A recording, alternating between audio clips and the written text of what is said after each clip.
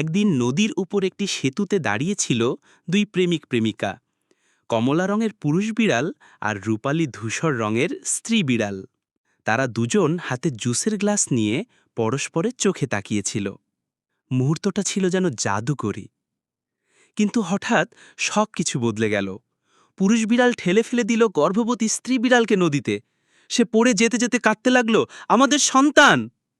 Glass হাত থেকে ছিটকে ভেঙে পড়ল জলে। পুরুষ বিড়াল দাঁড়িয়ে রইল নির্লিপ্তভাবে। ঠিক তখনই আরেকটি কিউট গোলাপি পোশাক পরা অন্য একটি স্ত্রী বিড়াল এসে দাঁড়ালো তার পাশে। সে হাসি মুখে বলল, তুমি এখানে একা? আমায় মিস করনি? পুরুষ বিড়ালও হাসল, যেন কিছুই হয়নি। এদিকে নদীর তলায় পড়ে থাকা স্ত্রী বিড়াল পেট চেপে কষ্টে শুয়ে আছে।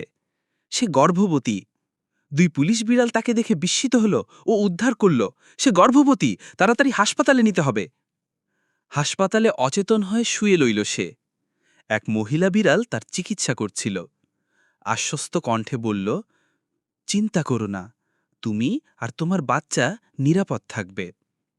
এদিকে অপরাধী বিড়াল ধরা পড়ে জেল হলে মা বিড়াল বাচ্চা নিয়ে জেলে তার সাথে দেখা করতে যায়। শিশু এখন একটু বড় হয়েছে। শিশুটি কৌতূহল ভরে মাকে জিজ্ঞেস করল, মা, উনি কি আমার বাবা? মায়ের চোখ ভিজে গেল। ছাড়া পাবার পর তারা আবার একসাথে সংসার করতে লাগল।